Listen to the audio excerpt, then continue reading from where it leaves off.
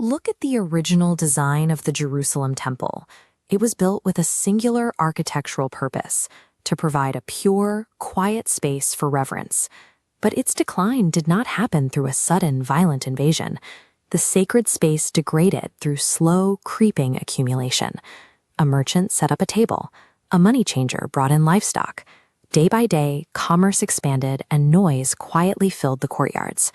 Eventually, the physical structure reached a state of total corruption. What was built to be a quiet house of prayer became an overcrowded, chaotic marketplace, a loud den of thieves that grieved the heart of God. It reveals a stark reality about guarded spaces. The thickest physical walls cannot protect a sanctuary's purpose if the internal floor is willingly surrendered to the noise of the outside world. This 2,000-year-old architectural failure serves as a precise blueprint for the modern human psyche. Our own inner temples start pure. That over time, we allow a heavy psychological load to accumulate inside. We bring in our daily fears, our unaddressed distractions, and our hidden emotional burdens. These layered distractions act exactly like the merchants. They act as quiet thieves, slowly stealing our capacity for devotion and crowding the space until there is simply no room left for internal peace. When your internal architecture reaches this state of absolute gridlock, when your mind becomes an unmanageable den of anxiety, how do you physically clear the space? This brings us to Jesus' arrival at the historical temple in his final steps toward the cross. He did not arrive for a polite visit. He entered as a holy authority, asserting immediate dominance over a corrupted space. He took aggressive mechanical action. With burning zeal, he overturned the heavy wooden tables, scattered the coins, and actively drove the merchants and their noise out of the building. When divine authority enters our crowded minds today, it initiates the exact same process. It triggers a highly uncomfortable internal disruption. Psychologically, we experience this as the sudden removal of our emotional crutches. Deeply held habits and comforting distractions are abruptly upended and swept out of our mental geometry. True spiritual freedom rarely comes from a gentle addition to our lives. It almost always requires an aggressive subtraction. It is entirely rational to fear this kind of internal upheaval. Stripping away the things we lean on feels dangerous. But the objective behind this intense clearing is restoration.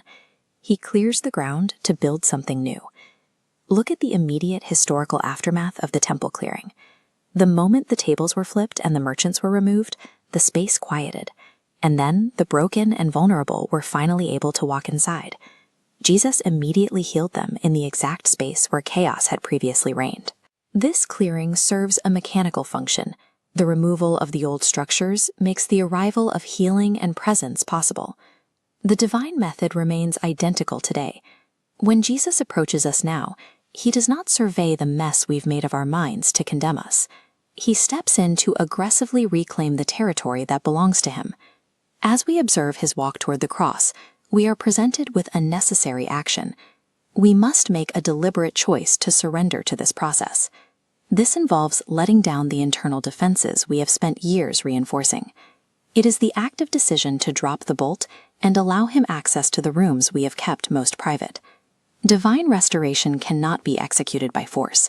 It relies on our willing invitation to let him govern the reclaimed space.